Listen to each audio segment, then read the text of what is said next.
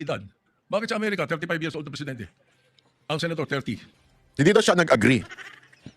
Hindi daw siya nag-agree. Pero nag-suggest siya.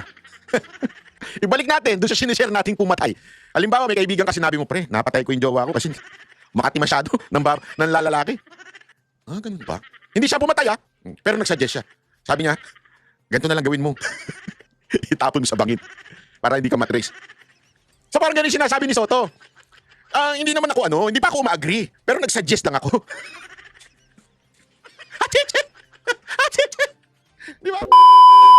Pero bago po mangyari ang mga ganyang klaseng usapan, ulitin lang po natin mga kababayan, baka naman pwede mag-subscribe na po kayo kasi sa mga nanonood, 52% hindi nakasubscribe.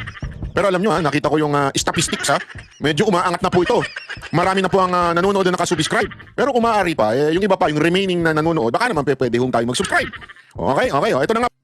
Yung iba nga, ang motibo, para lang po ma-extend yung kanilang term. Yun ang mahirap dyan. Ito pag-usapan natin ng bahagya ito sa pamamagitan ng itong pronouncement ni Lito Banayaw. Ako, since ang sinabi, term extension lang ng senador at ng congressman, hindi ko sinama yung presidente. Ngayon, tumawag uli sa akin si Senator Amy dahil sinabi niya na nagpe-prepare siya ng video presentation. Humingi siya ng permiso, pwede bang gamitin ko yung excerpts nung iyong interviews? Sabi ko, of course, public knowledge naman yan, kako. Tapos tinanong ko siya. This was about 5 days before Monday. Last week, mga Thursday ata yun or Wednesday, sabi niya magpi-privilege siya. Tinanong ko siya, sabi ko, bakit po sinabing pati presidente term extension? Wala naman ako sinabing ganon. Ang sagot niya, ikaw naman Lito. Sabi niya, ikaw naman Lito. Para ka naman bagito dito. Sabi niya, meron ba naman mag-extend na, amiyandahan din na yung constitution. I-extend yung senador, i-extend yung congressman. Maniniwala ka ba hindi pa nila isasali yung presidente? So yun yung dahilan kung bakit siguro sinabi niya yung presidente rin.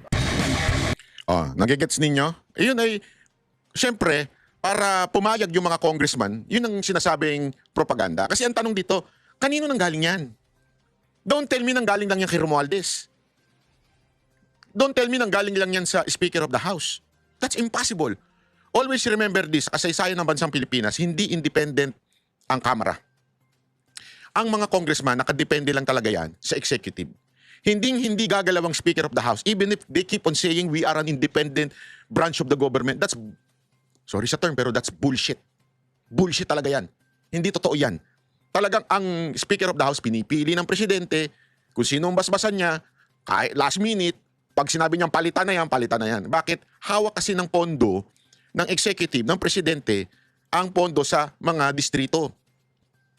Yan ang kanyang bargaining power, yung budget. Kasi magiging lame duck congressman ng isang tao pag siya po ay tumutol o lumaban sa presidente. Ngayon, ganyan na nangyayari ngayon.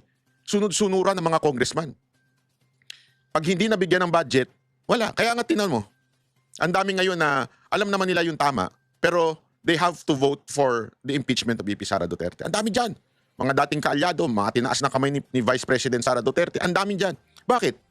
Kasi matatalo sila bilang congressman pag wala silang budget. Pag hindi sila nagkaroon ng project sa lugar nila, matatalo sila. At ang laki, 20 million di umano ang binigay. Kailangan nila yan para ma-re-elect as a congressman. Maoolat sila. Kaya nga, bilib na bilib tayo doon sa mga congressman na hindi pumirma. Kasi kaya nilang panindigan na wala silang budget, wala silang proyekto, and yet they stood their grounds na, hindi, kaya namin ito. We will do it. Nakakabilib yan. Palakpakan natin yung mga congressman na yan. Ito may papakita lang ako dito. Ito ni-research natin, sabi ni ChatGPT. Tinatanong ko kasi, sino ba ang mga re-election sa 2028 na senador? Ito yung mga eligible pa. Yung pwede pang ma-re-elect sa 2028. Ibig sabihin, may chance pa. Second term pa lang nila. Si Padilla, si Legarda, si Tulfo, si Villar, si Escudero, si Cayetano, Ejercito, at saka si Estrada. JB Ejercito and Jingo Estrada. Which is, totoo lang, they have the chance. Okay? May chance silang ma-re-elect. So they do not need, term extension. They can do it. Diba? Pero sino yung hindi pwedeng ma-re-elect dahil naka 2 consecutive terms na sila? Sino ito? Bawal na uli sila kumandidato. Okay? Bawal na. Sino? Hulaan nyo ko sino. Yung mga gagraduate na. Win Gatchalian.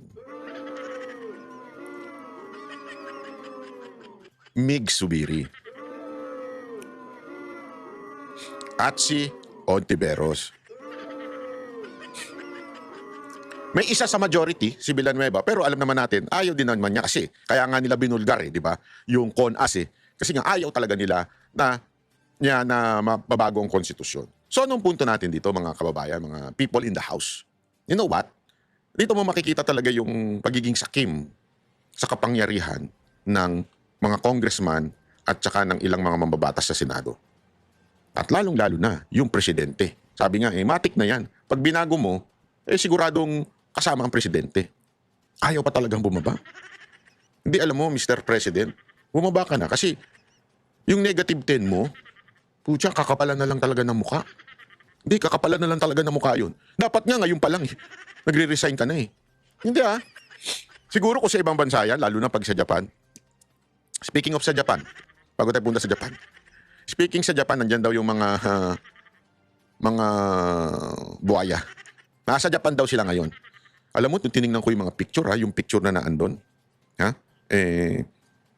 Talagang, nung panahon ni Pangulong Duterte, wide yung picture. Kasi ganito yun para magmukhang madami, ang gagawin, anong tawag dito, tight shot.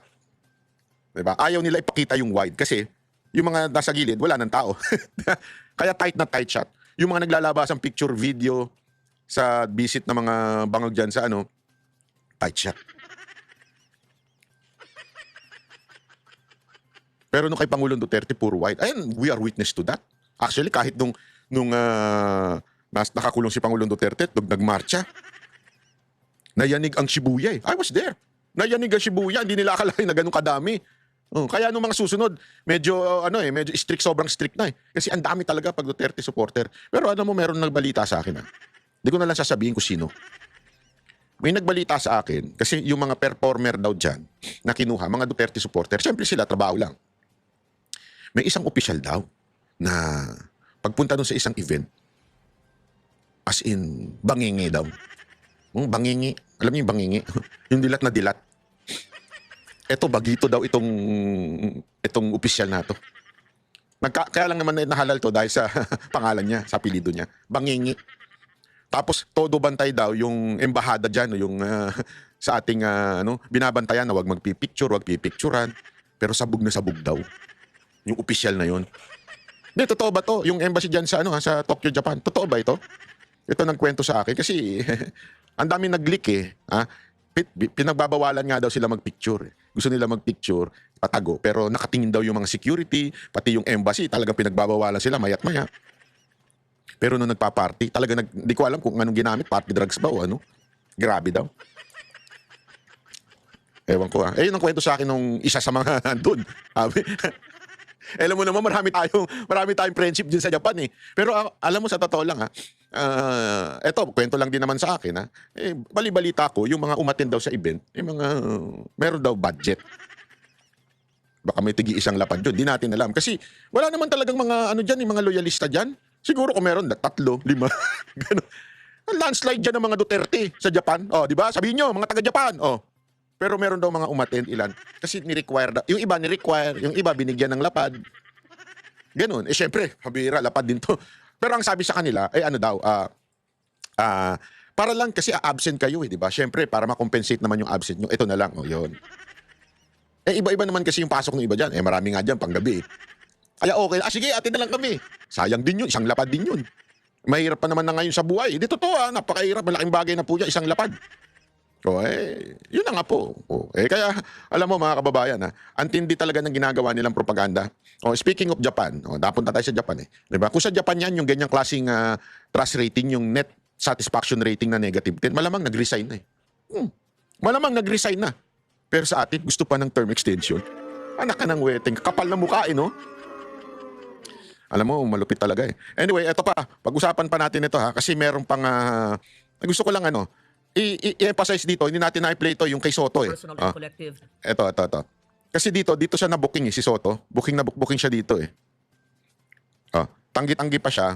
Ang na-play lang natin yung kay Subiri. Dito, ito, init na init ang ulo. Ito na. before I recognize the former Senate President, may I ask the former Senate President, Senator Subiri, is that transformed into your motion? That is your motion. That is a motion, madam. Yes. So before we act on your motion, may I hear first from the Minority Leader Thank and you. then Senator Tulfo? Yes. Is it a Thank you, Your manifestation Honor. or a motion? Thank as you Your very Honor. much, Your Honor. Well, this is a way of seconding the motion of Senator Subiri. First of all, the presentation, or what we call the editorial video that we witnessed, yes.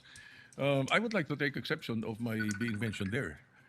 Parang lumalabas na parang lahat ng narinig nila or nakipag-meeting sa akin ang speaker o kung sino pa, parang pumayag ako. Sana tinanong nila yung source nila, pumayag ba ako? Yung mga binabanggit na idea, I did not even mention it to any member of the Senate. Tungkol doon sa mga ideas of, let's say, a regional Senate and all that. Ito mga idea ng mga tao to eh. Di ba? Kung nakikinig ka, narinig mo yung idea, ikaw ba'y sumang-ayon na? Dahil narinig mo? For example, in my case, I have never been in favor of charter change. Never. From the day I became a senator up to the present, ang dami namin pinagdaanan dyan. Ang mas gusto ko, CHA. CHA. Not charter change. Ang kailangan natin, CHA, character change. That is what we need. Kaya kung merong, let's say, may idea ang Speaker of the House, gustong kausapin ng Senate President at sinasabi nila, meron silang mga membro, ganito, idea ganito, nag-idea ganito. Andyan mga kaibigan, sinasabi niya na meron talagang pinag-usapan. Pero it doesn't mean na umagri daw siya. Di ba? Para bagang ganito meron talagang, halimbawa lang po ito pero this is not hindi ko sinabing ganito nangyari Para bagang ganito, alam niya na may pinatay. Pero hindi ibig sabihin siya daw yung pumatay. Naintindihan natin? Ganon Parang hindi siya ibig sabihin, alam nila, pinag-usapan niya nung kasama niya na, alam mo may pinatay namin si ganito. Halimbawa. Although, that's an extreme example. Pinatay namin si ganito. Okay, sige. Ganon. Pero it doesn't mean kasangkot daw siya. So parang ito sinasabi niya, alam namin may pinupush, may pinag-usapan kami ganito, but I did not agree. So para bagang nilalaglag mo lang, o umaamin ka lang na talaga may pinag-usapan, pero hindi mo sinasabing kasama ka, uma-agree ka na, nilalaglag mo yung kausap mo. Di ba? Ang tanong, maniniwala ba taong bayan sa'yo? Ayun lang. Ibig sabihin ba nun, mali na kagad ako dahil narinig ko? Did I agree? Ang sabi ko pa nga, if we're going to change or amend, not change amend ang nabanggit ko. If you're going to amend the Constitution, baka ako pumayag sa isang bagay lang, sabi ko. At yun may kumbaga sa in jest ko pa sinabi. Sabi ko, ibaba natin ang edad. Bakit sa Amerika, 35 years old na presidente? Ang senator, 30. Hindi daw siya nag-agree. Hindi daw siya nag-agree. Pero nag-suggest siya. Ibalik natin, doon siya sinishare nating pumatay. Halimbawa, may kaibigan ka sinabi mo, pre, napatay ko yung jowa ko kasi Makati masyado ng lalaki. Ganun pa. Hindi siya pumatay pero nag-suggest siya. Sabi niya, ganito na lang gawin mo. Itapon mo sa bangin para hindi ka matrace. So parang ganun sinasabi ni Soto. Hindi naman ako hindi pa ako uma-agree. Pero nag-suggest lang ako.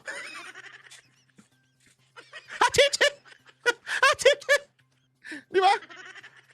Booking Bakit sa atin 40 and 35? Kaya mali pa rin yung sinasabi doon sa isa sa comment sa the distinguished lady na sinasabi, gusto ko raw iakyat into 50 para ma-disqualify doon sa Duterte. That's not true, Mr. President, Madam President. That's impossible. I never said that. Di ba? I have nothing to do with the proposal for any elections of Sara Duterte in 2028. For all you know, I might vote for her. Di ba? Ano ba yun Alam mo pwede. Bakit? Political butterfly ka kung sino yung nakaupo, dun siya. Never pa ito na tumayo na laban sa presidente. Yan ang totoo. Hindi pa pwedeng porque pinag-uusapan, narinig mo, yun na kagad. At saka lalabas dito na para bang ako yung nakikiisa. I have nothing to do with the allegations of Chacha. Nothing. Tama naman, nothing to do. Nag-suggest lang siya. Nothing to do. Heard the proposals. I never brought it up to my colleagues. Any one of them. Hindi ko binanggit Wala naman sinabi sa video na binanggit mo sa mga kasamahan mo. Ang labo. Masyado lang kayo naging defensive. Matter of fact, there was one time na sinasabi yung meeting daw namin, Senator Lacson was there. Nako, nilaglag pa si dropped by Lacson. Because he had the board meeting. At tapos sabi ko, tama-tama, nagkamali siya ng pasok. Andun lang, well, it's not a room. It's just the VIP area. That's open, very open. It's not a room. VIP area lang daw. Sabi ni Senator Lacson, anong ginagawa niyo rito? Nagkamali ako ng pasok. Hindi, sabi ko, nagkwentuhan lang kami. Sabi ko, at tinanong ko pa siya, ilan ba yung kwartong pinapagawa sa new Senate building? I even asked him that. Bakit? Sabi niya, why? Ito kang kako, yung mga congressmen gustong gawing regional. Gusto nilang gawing 36 ang mga senador. Sabi ko, tatanong ko kung kakasya ron. We were joking. So yung mga source na nakikinig ng mga kwento, parang they make it sound sinister. Mag-ingat po tayo sa mga ganong kwento. Hindi ko sinasabing hindi nangyari. Nangyari. Yung nag-usap Pero joke lang. kami, nakita kami. As a matter of fact, you will not be surprised. You should not be surprised if I often see Boji D. Because Boji D is my golf mate. Nakso. Ang mga golfing friends namin, every now and then, nagkaka-dinner kami. And during that time, na pinag-uusapan nila yung na binabanggit na nag-meeting daw kami dahil sa Chacha. Parang ganun ang dating eh. That's not true. Ang talagang topic namin was the new TW777 of Honda. Naknas. Alam mo, Senator Soto, makinig ka. Alam naman natin sa golf, maraming nangyayari at nabubuong negosasyon at nasasarang negosasyon. We know that. Golfing, ito, para sa kaalaman ng iba, ginagamit na yan talaga, not just for the sports. Diyan yun nabubuo yung mga plano, diyan, kaya kayo nag-golf ko, no? Para, kasi, marami kasi sa mga, sa may mga edad na po, kaya pang matatanda po yung golfing. Number one, sanay po kasi ako dyan Bakit? Hindi po ako golfer. Dati, di ba, nag-event organize po ako, usually sa mga golf. Diyan nabubuo yung mga pinag-uusapan. After ng golf, may mga event pa nga minsan. Di ba? Huwag tayo maglokohan. Kasi marami diyan na matatanda na, hindi na sa inuman nag-uusap. Yung iba, mga bata-bata, sa inuman nag-uusap yan. Di ba? Diyan nagkakaroon ng mga deal. Pero pag matanda ka na, hindi ka na masyado uminom dahil yung atay mo wasak na, sa golf na lang. So, it's not a reason na kaya kayo nakikita dahil sa golf. Hindi ho totoo yun. Isa ho malaking kalokohan po yun. Honma Meres. It's a new set of clubs that Speaker Boji was telling me that he wanted to buy and asked me if I tried it already. Kami mga golfing buddies na grupo. Even Dom Mendoza was there because Dom Mendoza is NPC also. He's the Secretary General of NPC. So pagka nakikita-kita kami almost, every 2 weeks? Every month we have an NPC meeting. We always miss you, Madam President, because you seldom attend. So hindi dapat masamain kung nag-uusap-usap ang mga politiko. Kung may mga idea mga politiko. That's why I really take offense.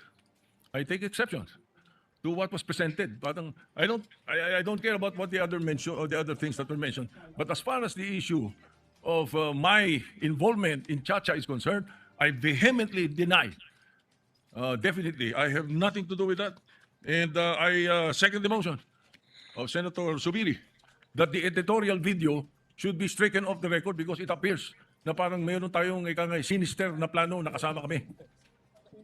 Thank you. Yes. Madam President. Thank you very much. Just in And second, the motion to strike off the record. Ito pa. Ito na naman. Pero ngayon, okay na yan. Booking na natin Booking na natin yung kanilang pag-uusap. Kahit i-deny nyo na i-deny. Ito pa, pag-usapan naman natin ito saglit. Kasi ang ganda ng punto ni Senator Marcoleta dito. Erwin, sir, na parang minamadali daw po ninyo yung pag-tackle doon sa motion dahil nga daw po may mga ilang senador sa majority yung takasuhan at possible makukulong din po. Yun ang kanyang iniisip.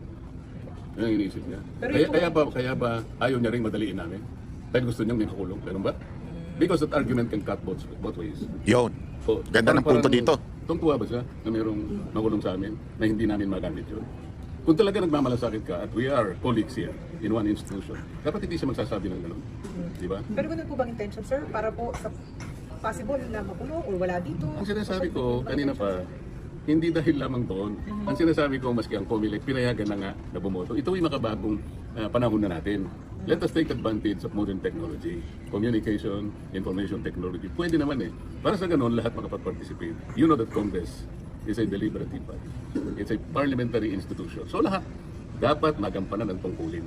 Bakit mo i-deny sa kanya yun? Sabi naman namin doon, under justifiable conditions or situations. So, maliliwanag na hindi pa nga kami makapag-debate.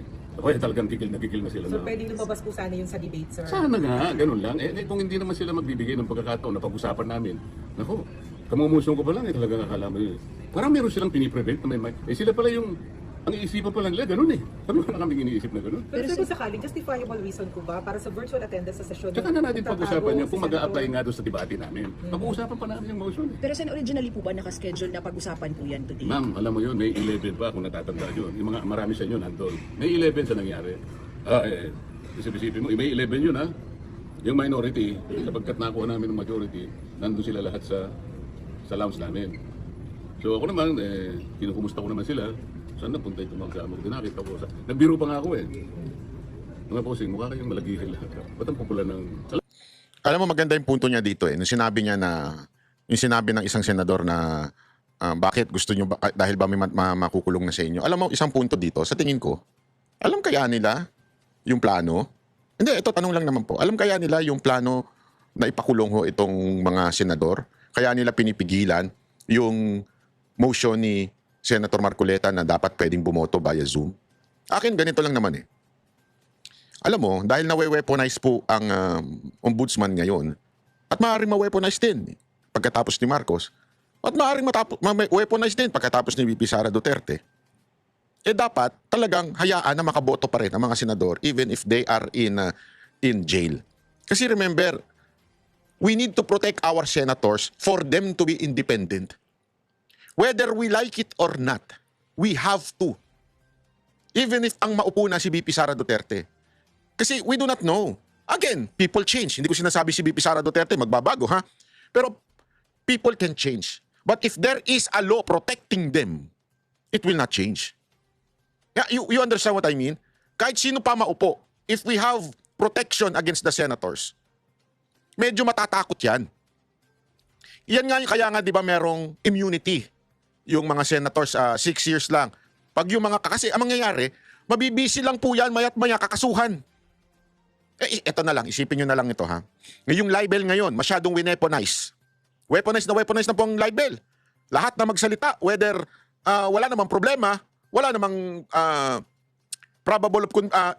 probability of conviction, kaso lang sila ng kaso. Bakit? Gusto nilang istorbohin eh.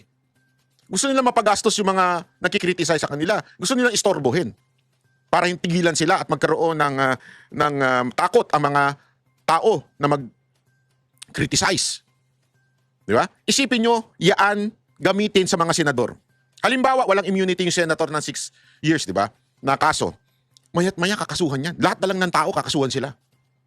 Ng mga maliliit na kaso para maistorbo yung senador. Para maubos yung pondo ng senador. Ano na mangyari sa korte natin? Punong-puno na ng kaso. Kaya nga ginawa ng Supreme Court na probability of conviction ang kailangan para hindi na iakyat yung mga alam naman nating political na mga kaso. At alam naman natin na mga walang kwentang kaso. Yan ang dahilan. At kasi bakit? Napupuno na po kasi ng kaso na hindi naman matinan na ng mga korte. Kawawa. Alam mo, pumunta kayo sa DOJ. Ito, nakaakyat na po ako doon sa ano nila. Grabe, punong-puno ng papel. Kasi meron din naman, aminin na natin, meron talaga mga tarantadong mga politiko. Kilala nyo kung sino yan eh. Kumakahul yan eh. Kaso lang ng kaso. Isipin mo gawin yan sa mga senador. Wala na magagawang trabaho yung senador. So what am I saying? That kind of law protects yung mga senador natin. Para hindi sila ma-politicize ng kung sino mga taong gustong kumaso sa kanila. That's the same thing, the heart of that motion ni Marcoleta. Para hindi na mapolitika. Kasi ano nangyayari? Okay, ganun pala ha. Ano ginawa? Kasuhan nyo. Mantakin mo ilan na may kaso ngayon? Halos lahat. Ang natira na lang. Si Amy, si Pia Cayetano, si Senator Alam, may plano ata sila dahil doon sa pagkupkup doon sa kay Bato. So wala nang natira. Kung kahit wala nang matira, ito yung motion ni Marcoleta does not protect them from accountability. Linawin natin yan ha. Kasi yung iba sinasabi na para bagang protection yan na ma-immune na si Bato. Hindi. Hindi ho ito protection for immunity. This is a protection sa mga nagpo-politicize sa kanila. So that kahit nakakulong, pwede silang bumoto. Kasi binoto sila ng taong bayan. Bakit ba kayo takot na takot? Yun lang naman yun. Ito, maganda itong punto ni pangalan nito? Ni Senator Amy. Ito. Wait lang ha. Pupursigihin namin yung pagboto sa Zoom. Nakita naman ninyo nung panahon nila, nagpila naman si Senator Ontiveros, si Senator Soto, Senator Ping, Senator Kiko Pangilinan. Nung panahon naman na may nakakulong o hinuhuli sa kanila, pagkaalala ko Senator De Lima at saka Senator Trillanes, nag-motion rin naman sila na mag-remote voting. Bakit ngayon? May remote participation. Nagtataka ako ngayon kung bakit tutol na tutol sila dyan, nag-walk out pa. Meron naman silang pinagpa-file noon, andito nga, nakita ko, kaya ako nagtataka, eto, may mga Resolution 658, andyan, ang dami, Resolution 51, may mga resolution sila noon dati tungkol sa remote participation. Bakit ngayon tutol na tutol? Hindi ba dapat patas? Dati meron daw resolution na ganun. Ha? Do you expect any changes sa composition ng majority sa susunod na mga linggo, papasok na linggo? Considering na by Thursday ay meron ng pagsasampa daw ng kaso kay Jimmy Estrada. Yun nga ang naririnig namin, ang dami-daming kaso. Ilan na ba? Pati si Senator Marcoleta, ayan, kahapon may announcement na naman. Pagkatapos si Senator Jinggoy, Senator Joel, Senator Cheese, yung dalawang Villar, si Camille at si Mark Villar. Isang katutak na talaga yung kaso Inuubos yata kami sa kaso, tapos nakatenga pa na may ICC warrants na susunod. Kaya si Senator Bongo daw, nasa listahan na naman. Pananakot ba to o pang-aapi? Hindi ko na maintindihan. Palibasa, hindi sila nanalo dyan. Nakailang beses na papalit-palit yung Senate President. Bakit ganito katindi? Noon naman natalo kami. Hindi kami bumoto kay Senator Tito Soto. Wala naman umalma Quiet lang kami. Kahit tinanggal lahat ng aming committee, ayos lang. Nagpasalamat pa rin kami. Kasi naniniwala kami sa proseso. Hindi kami kapit-tuko sa posisyon. Pero ngayon, bakit ganito? Hindi naman nangyari ito dati. Correct. Ano po yung napag-usapan ng majority since hindi po siya natalakay yung mga establishment? Alin? Yung motion po ni Sen. Marcoleta. Yes, pupursigihin namin yung pagboto sa Zoom. Nakita naman ninyo nung panahon nila, nagpila naman si Senator Ontiveros, si Senator Soto, Senator Ping, Senator Kiko Pangilinan. Nung panahon naman na may nakakulong o hinuhuli sa kanila, pagkaalala ko Senator De Lima at saka Senator Trillanes, nag-motion rin naman sila na mag-remote voting. Bakit ngayon? May remote participation. Nagtataka ako ngayon kung bakit tutol na tutol sila dyan, nag-walk out pa. Ngayon. Meron naman silang pinagpa-file noon, andito nga, nakita ko, kaya ako nagtataka, eto, may mga Resolution 658, andyan, ang dami, Resolution 51, may mga resolution sila noon dati tungkol sa remote participation. Bakit ngayon tutol na tutol? Hindi ba dapat patas? Nako, nadali sila doon. Just to follow up on that, perhaps the thing that would set it apart is dahil may parating po na impeachment trial. Ano po? So, nakikita niyo po ba na ang kung magtatagumpay po yung pag-change ng rules, ay syempre po makakalahok po doon yung mga ibang kasamahan sakali nga pong matuloy na sila po ay arrested. At maaari silang bumoto. Tama po ba? The Senate has great leeway in the Constitution and upheld repeatedly by the Supreme Court in formulating its own rules for impeachment. Ang Senado mismo ang gumagawa ng kanilang mga patakaran para sa impeachment. Kaya kung mag-agree ang Senado na ito ang karapat-dapat, pwede naman talagang gawin. Wala namang bawal dun Kaya pinagtatakan ko, napakarami na ng president dyan. May president rin sa walkout. Alam na natin na yung Korte Suprema, nag-ruling na rin dyan na pwedeng ituloy-tuloy ng rump session. Kaya nagtataka ako, mas marunong sila. Yung iba nakakatanda sa amin, sa karanasan at sa edad. Ito dinidiscuss yung sinabi ni ni Marcoleta na ang problema kasi sa atin yung iba walang background sa law. Alam mo, masakit 'yun, pero totoo 'yun. Masakit 'yun pero totoo. Ako nga sa totoo lang if possible, ay kung maging ito suggestion lang naman, sana mga abogado talaga ang senators Sana lang. Kasi nakikita natin ngayon na binabraso tayo in a way na hindi, mas matagal na kami dito. Ano na kami, mas may experience kami dito. Hindi pwedeng ganun Hindi porket mas experience kang tanga, ganun pwede. Mas experience kang gago. Hindi kasi pwedeng experience lang pagdating sa batas. Pwede ba natin sabihin yun? Hindi para sa akin para ito, in fairness naman, sa mga ako, hindi po ako abogado, pero iba kasi talaga pag abogado ka Alam mo talaga yung sinasabi mo, especially yung mga terminology. Di ba? Importante kasi. Yung mga terms, hindi yan pwedeng baliin. Kailangan talagang inaaral yan. Sana nga, meron kahit man lang, kung hindi man lang abogado. Sana pag-aralin muna. Kaya lang, ubos ang oras mo dun. Hindi totoo naman eh. Kung yung mga pulis, kailangan mo na nakapag-aral ng criminology, hindi ka pwedeng pulis kagad, abay bakit ang mambabatas hindi ka maalam sa batas? Hindi, experience lang ang kailangan. Mahaba naman ang experience namin eh. Okay na yun. Hindi pa pwedeng gayon. Lalo na if you are crafting laws or hindi lang crafting eh. Pati yung pag-a-amend ng mga batas. How can you amend the law if you are no knowledge pagdating sa mga term ng mga batas? Ang hirap. Di ba? Bigyan ko kayo ng example. Example, na matinding example. Nakatangahan ng mga ilang senador na hanggang ngayon pinipilit pa rin nila yung putang inang forthwith na yan. Sorry sa mura, sorry. Yung forthwith. Ang akala nila yung forthwith agad. Kasi yun ang understanding ng isang layman o yung understanding pang Itbulaga, ganun. Ay, joke naman. Huwag naman pang Itbulaga o pang Showtime. O, ganyan. Di ba? Wala po tayong nakakampihan, ha? Di ba? Ang problema, meron yan sa batas. Hindi mo pwedeng sabihin na forthwith lang, agad-agad yan kasi yan ang aming intindi sa diksyonaryo. Kaya tuloy sila nasita ng Supreme Court ang forthwith. Possible time. Ibig sabihin, kung kailan yung pwede talaga na nakaayon sa inyong oras, nakaayon sa inyong gawain, forthwith. O, di ba? Inakyat pa sa Supreme Court, nagdesisyon ng Supreme Court. Alam niyo kung bakit? Kasi alam ng Supreme Court kung ano yung paggamit ng tamang words. O eto, veterano, namuti na buhok. Pilit pa rin. Hindi, may sarili kaming description yan. Hayop talaga eh, no? Nasa batas, pero may sarili siyang interpretasyon. Isipin mo, sinita na ng Supreme Court, sabihin, nagdesisyon na ng Supreme Court, ang forthwith ay ganito. Ang sagot pa niya, hindi, sa amin, may sarili kami. Kami mag-interpret niyan, hindi kayo. School bukol eh. Eto na naman tayo, kaya nga sinasabi ni Marcoleta, nang tinamaan sila, na nasaktan sila, ay, wala kasing background sa mga salita ng batas. Hindi naman niya nilalait at di naman niya sinasabing bobo. Ang sinasabi lang niya, ito ang interpretasyon nito. Batas na to. May general law, may specific law. At ito ay pang general law. Yung hindi daw pwedeng i-amend, blah blah blah. But now in a different situation, may specific rule na pwedeng i-apply. Yun ang hindi matarok ni Ontiveros.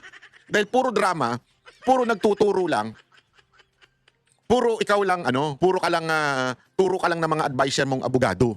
Ang hirap niyan. Sa katunayan, meron nga akong nabalitaan eh. Hindi ko na lang sasabihin, hindi ko sinabi si Ontiveros to. Sa isang caucus daw, sa isang meeting daw ng mga minority at majority, yung meeting lang sa kanilang mga opisina. May isang senador daw na nakalapel at tinanong siya kung bakit naka-record yung cellphone niya. Kasi tinanong siya ng isang majority senator, sabi niya, naka-record ba yan? Ang sagot niya, hindi, this is just for my personal use. Ultimong meeting, abay naka-record para lang kasi alam mo kung bakit naka-record. Para pag nag-advise yung abogado, di ba? Masasabi niya yung buong pinag-usapan. Wala namang masama. Sa totoo lang, wala namang masama with that. Ang akin lang, that's how stupid you are. You cannot explain it to your lawyers o to your staff yung pag-uusapan doon. Kailangan mong verbatim na ma-record bawat sinasabi so that pwedeng i-explain sa'yo. Kaya siya nasaktan ng todo eh. Kasi tinamaan talaga. Alam mo, ganito lang kasimple yan eh. Ganito lang kasimple. Ang taong binabash ka, kung walang katotohanan, hindi ka masasaktan. Honestly. Ang dami na nga nagtatanong sa akin, ikaw ba, hindi ka ba kasi ang tindi ng bashing sa social media, kaliwat kanan. Wala namang katotohanan. Di ba? Bakit ako maapektuhan? Lahat nila, i-bash nila ang todo. Lahat na ng pangbabash ginawa sa akin eh. Kita yung mga troll sa SOCMED. Ewan ko kung nagsawa na sila eh. Kasi hindi naman ako nagre-react na. Dati nagre-react ako dahil bago lang tayo sa social media. Siyempre sa simula, ganun kayo, medyo napapareact ka. Noon pa yun, before the pandemic, 2016. Pero ngayon, parang okay lang. Basta hindi totoo. Wala man akong pakialam eh. Kahit sabihin nilang lahat ng bagay. Wa-epic sa akin. Bakit? Hindi totoo eh. Yung sinasabi nilang, ito lagi nila sinasabi yung bayad by. Hindi naman totoo. Hindi ba ako magre-react dyan? Babayaran ako ng mga Duterte? Para depensahan sila? Okay lang kayo? Wala na nga pera yung mga yun? Magbabayad pa? At saka wala nang, sa totoo lang maraming ang nag-advise sa akin nung 2021, 2020. Maraming nag-advise sa akin, oy, banat bay, magbago ka na ng ano mo kasi wala na. Matatapos na mga Duterte, wala nang pag-asa yan. May mga nag-advise sa akin ng ganun para mag-survive daw yung vlog ko. Sabi ko, hindi ko naman kasi ginagawa yung vlog ko dahil lang gusto kong kumita. Hindi yun. Hindi yun ang primary. Siyempre, hindi ko naman pwedeng i-deny na may kita sa YouTube. Meron naman talaga. Pero ang punto ko lang, hindi ko yan sasabihin na ikamamatay ko yan. Di ba? Ikamamatay ko, kaya kailangan ko lumipat ng kampo. Ganyan ang ginawa ng iba eh. Dati sila mga Duterte, tas lumipat sila ng kampo kasi nakita nila, naku, yari tayo, may hirapan na tayo. Ako hindi. Sa katunayan, isa pa ako sa pinakamatinding tumutol sa unit AE. Di ba? Ang dami nga sa inyo, galit na galit ako, murahin ako araw-araw eh. May napanood ako sa sa YouTube, sa TikTok, sabi sa akin sa TikTok. Dati daw galit na galit siya. Pero ngayon, hindi na, sabi niya. Pero sure ako na nabayaran siya ni Isko. Sabi niya ganun. Tapos ito yung sabi niya, pero ngayon ako Isko na. Ay, tanga talaga. Sabi ko, tanga nun na. Ang tanga nun na. Kung sino ka man, kilala mo sarili mo. Sinasabi mo na binayaran ako ni Isko, kaya ako nag-Isko. Pero ngayon, nag-Isko ka na. So, binayaran ka rin? Alam niyo kung ba't ako nag-Isko? Kasi at that time, wala nang pwede. Alam naman mag-Lenny Robredo ko. At lalo naman hindi ako maglalaksod at saka Soto. At imposible naman mag-Marcos ako dahil sinabihan lang ako ng mga Duterte. Kasi eto kung ako talaga bayaran ng mga Duterte, dapat sana nag-unity team ako. Bakit? Nandun si Duterte. Alam naman hindi ako sumunod sa kanila. Di ba? Kasi bayaran niya ako. Sabi. Di sana nag-unity team ako. Hindi ako nag-unity team eh. Di ba? Tapos sasabihin niyo si Isko. Alam ko naman talagang hindi ganun kalaki yung chance na manalo ni Isko at that time. Alam ko yun. Pero bakit ko ginawa? Kasi yun yung nasa puso ko na sa tingin ko makakatulong sa bayan. Kasi kilala ko nga ang mga Marcos. Alam ko karakas nila. Alam ko talaga wala magagawa yan. Alam ko talaga na sasabit yan. So anong punto ko dyan? Kaya nga kung wala namang masakit, ay kung wala namang katotohanan, hindi ka masasaktan. Ang dami nagsabi sa akin, yung bayad ka ni Isko, bayad ka ni Isko. Si Isko magbabayad? Hindi, alam naman natin. Si Isko magbabayad, hindi naman yung mayaman yan. Mayor lang ng Manila yan, hindi naman po yan mag-aano ng pera. Di ba? Hindi po tayo nakatanggap never dun.